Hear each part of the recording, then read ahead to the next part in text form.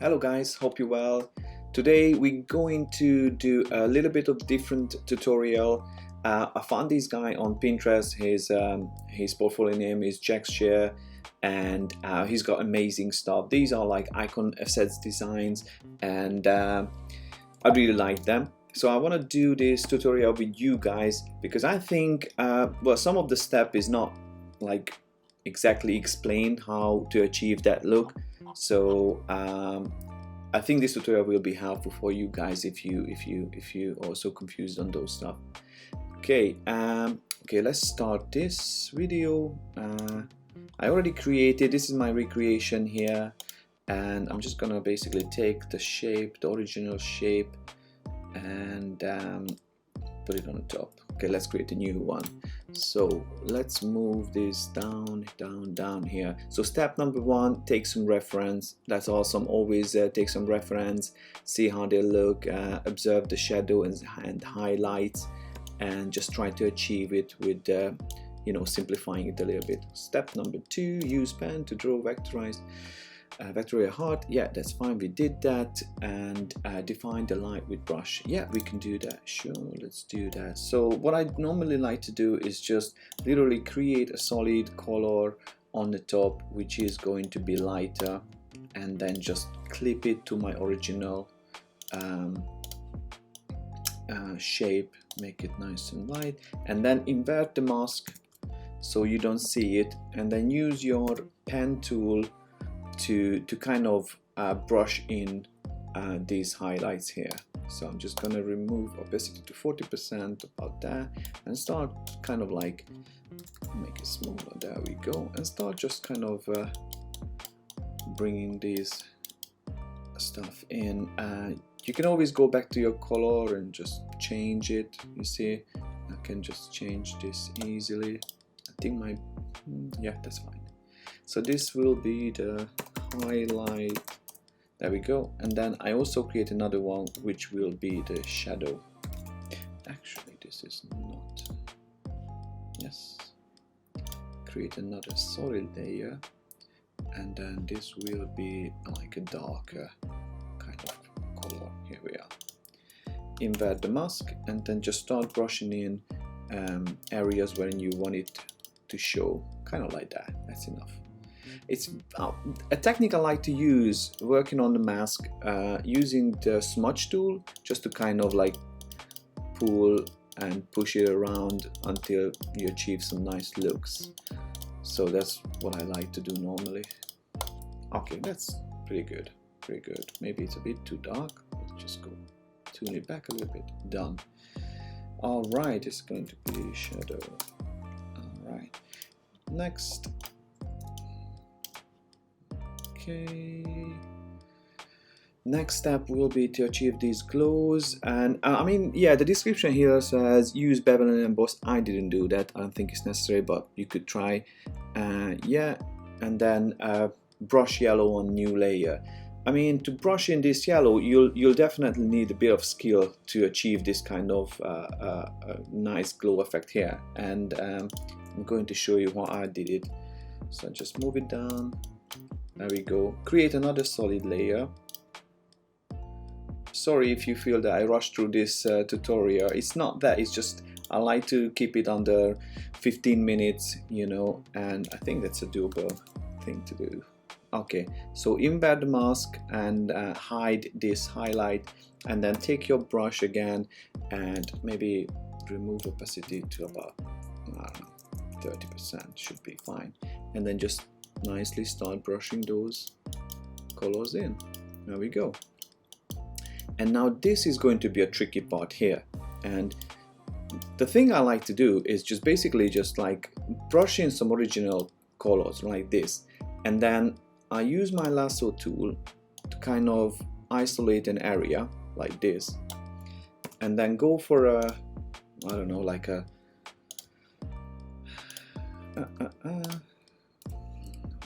okay, color picker doesn't really work for me. Just go for something a bit stronger yellow, and then just start. Yeah, you can't really do that. That's fine. We can just change this color to something more vibrant. There we go. And then what I'm gonna do, I'm just going to create another layer and then just start bringing some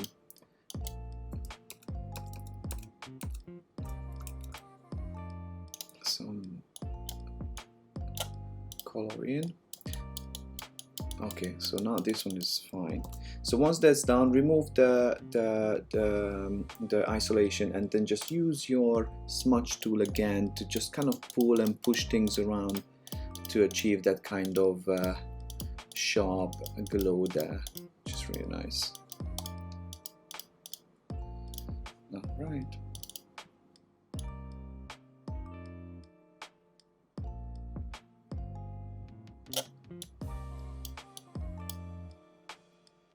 Okay, I'm going to just brush it in here and there with my brush tool like this.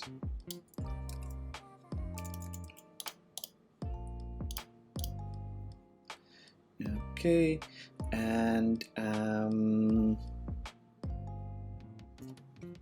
let's see what we can do with this. Again, let me just pick up my smudge tool and just pull in from the side a little bit.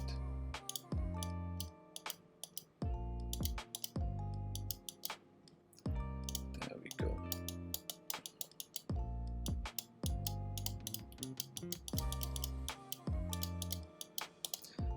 Okay. All right. Next step is going to be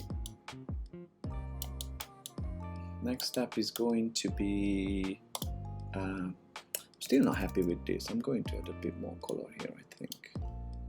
Yeah, but not with the smudge tool, with the brush tool, like something like that.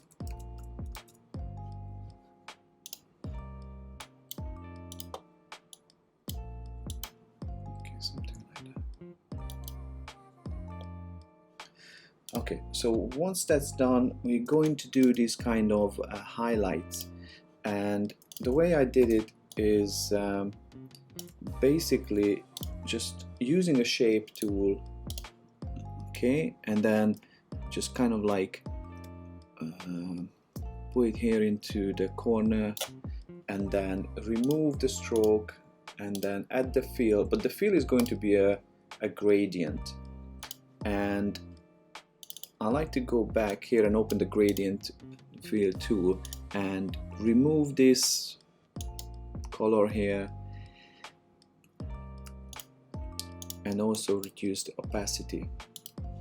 And after that, once that's done, you can still take your pen tool and just kind of like move it around, you know, like the way you like it.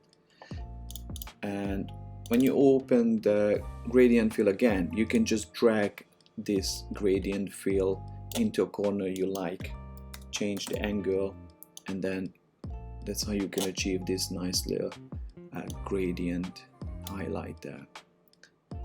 There we go. Something like this, and then you can see it's just right there. Obviously you can spend more time on it to perfect this shape here, but I'm gonna call this good for now. All right, we create another one which kind of like an S shape. So from this corner, drag it down to the other corner, and then just kind of follow with the shape, something like that. It's fine. I'm going to change the angle a little bit, something like this. Let's say 35. How's that look? Not good. I don't like it. 45 better. Open it up again and just drag this around until you find a place you like. This should be fine.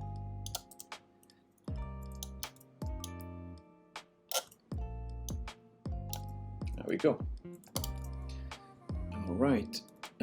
change the mode to overlay and maybe reduce opacity a little bit. There we go. This as well. Okay, there we go. And then the next one will be this kind of highlight on the corner. Yeah, there's multiple ways to do it. The one I like to do is just basically duplicate the shape on the bottom, the base shape, change the color to this bright yellow color, and then just use your pen tool to kind of move it around like this, up a little bit, this corner as well, up a little bit, there we go, this one as well, up, up, up, done.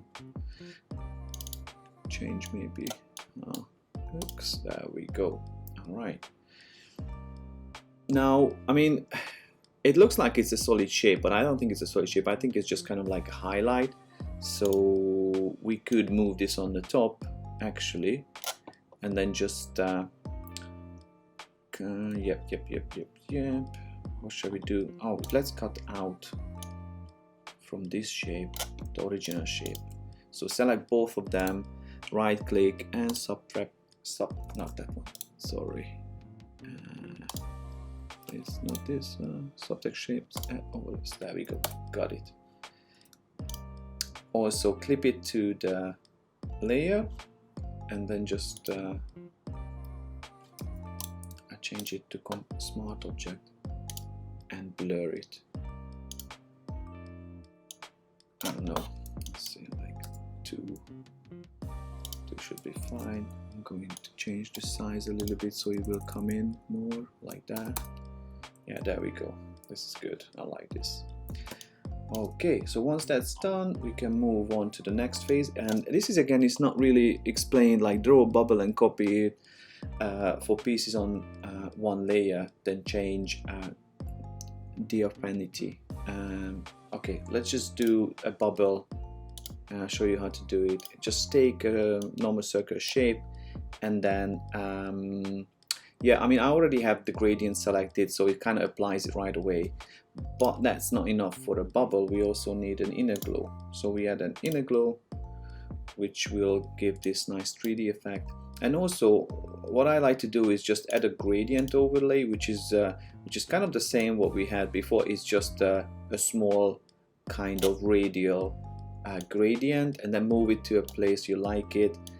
Maybe duplicate it and make the second one a tiny bit smaller, so kind of in the middle there.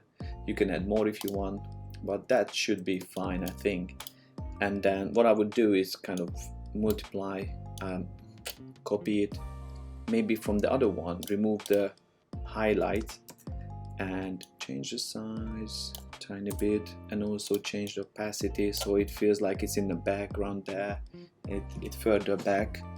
And then you could just really go with this and copy, place them around and see what feels the best for you, you know, and just play with it. This other one, I'm going to make it tiny like that, put it here like this, and then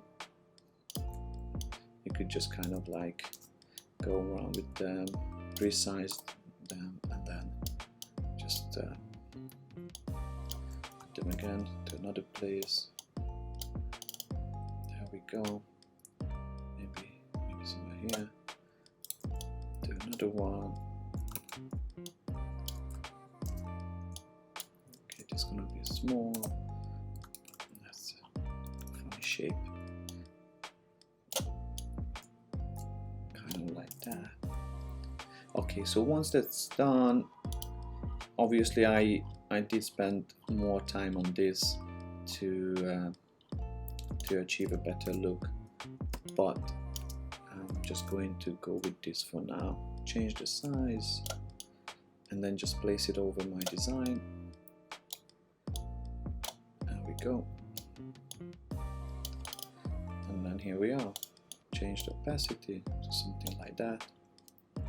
Great. Okay, let's move on to the next step. Okay, so which is basically this icon in the middle, and it just says draw a vectorial plus, and there's a couple of effects here I like to show you. Just use the normal rectangle to shape tool, and then change the color to, I don't know, let's say white. Let's go with white for now, and then pull these corners in to make it nice rounded shape, duplicate it, and then rotate it, merge them together, and let's apply some effect on it. It's a little bit darker, I think, like this. Right, so the obvious one is the inner shadow, and that's basically pure black I use, and 50% distance 4, size 4, and then you'll achieve this look. The angle I use 130 degrees. So, and then there was another effect, because I see this kind of gradient coming in from the bottom, so I added this gradient, and so I'm just gonna go with a yellow color here, like that.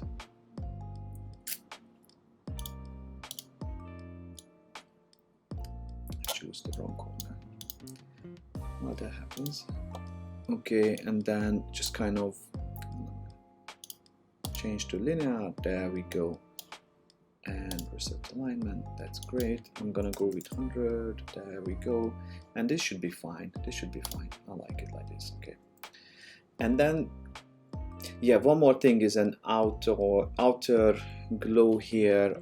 Or actually, what I did, I used a stroke, and then this stroke is actually a gradient stroke, not a solid color stroke.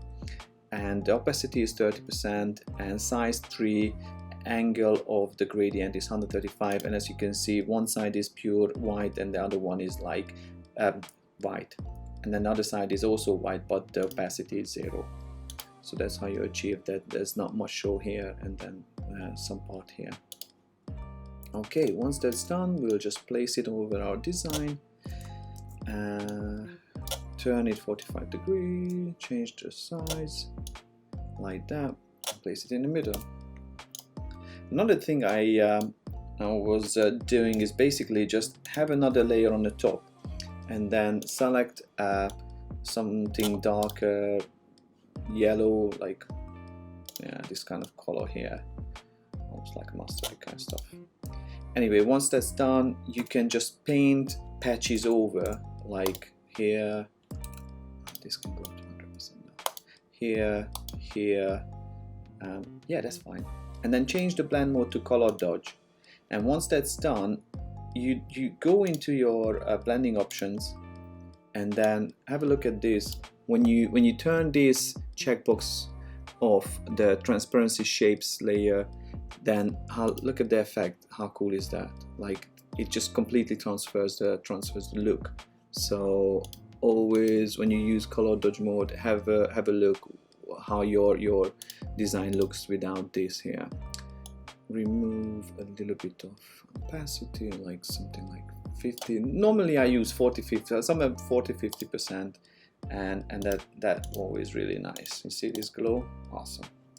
Okay, so that's the design I wanted to show you. Obviously my first version was not as rushed and achieved a much nicer look, I think. But the same kind of idea. The matter of spending more time on it, that's you know, that means a lot. And that's the end of the video. So if you like this kind of video tutorials, let me know, and I'll create some more of this. Also consider to subscribe to the channel. It really helps me a lot. And see you later, guys. Thank you.